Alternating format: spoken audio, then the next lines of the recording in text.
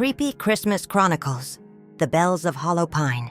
The train screeched to a halt at the Hollow Pine station, the last stop before the tracks disappeared into the snow-covered wilderness.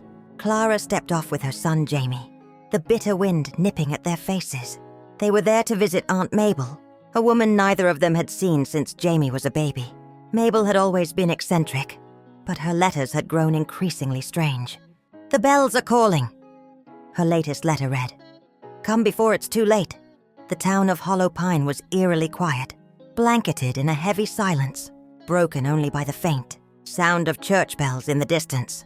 Clara tried to ask a passing stranger for directions, but they hurried away, mumbling about getting inside before nightfall.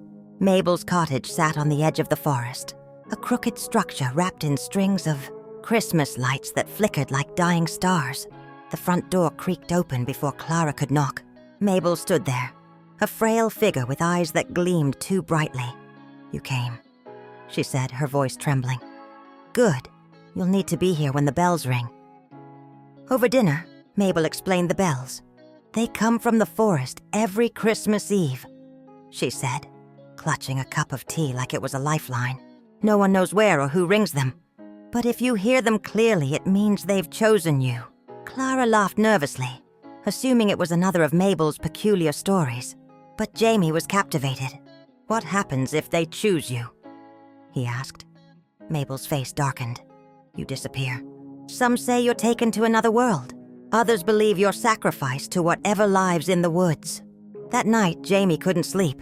The cottage was drafty, and shadows seemed to dance along the walls. At midnight, a deep, resonant bell tolled, then another. The sound was beautiful and terrible, each note vibrating in his chest. He looked out the frosted window toward the woods. The bells weren't coming from a church, they were coming from deep within the forest. Jamie woke Clara, his eyes wide with fear. "Mom, the bells are calling me," he whispered. "I have to go." Clara dismissed it as a bad dream, but when she looked outside, her heart froze.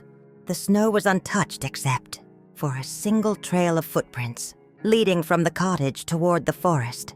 "Stay here," she told Jamie, grabbing her coat and a flashlight. The woods were unnaturally quiet except for the tolling of the bells.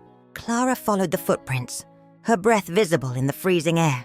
The trees seemed to close in around her, their branches reaching like skeletal hands. Suddenly the bells stopped. Clara was plunged into silence so deep it felt alive. Then she heard it. A whispering, like dozens of voices speaking at once. "You should not have come." Clara stumbled into a clearing where a massive pine tree stood, its trunk wrapped in chains of rusted bells. At its base was a group of figures cloaked in shadows, their faces obscured. Jamie stood among them, his eyes glazed and fixed on the tree. "Let him go!" Clara screamed, rushing forward. One of the figures stepped forward, their voice a hollow echo. "He was chosen. The bells have spoken." Clara grabbed Jamie's hand, but the figures closed in. "You cannot take him," they intoned. "The bells demand a soul every Christmas Eve." Desperate, Clara shouted, "Take me instead!" The figures paused. Then the bells tolled again, louder this time, as if weighing her offer. Finally, the shadowed figures melted into the tree, and Jamie collapsed into Clara's arms. Clara and Jamie stumbled back to the cottage, the bells now silent. Mabel was waiting, her face pale. "You heard them, didn't you?" Clara nodded, too shaken to speak. She didn't tell Mabel what she had done, but the old woman seemed to know. "The bells always take what they're owed," she said quietly.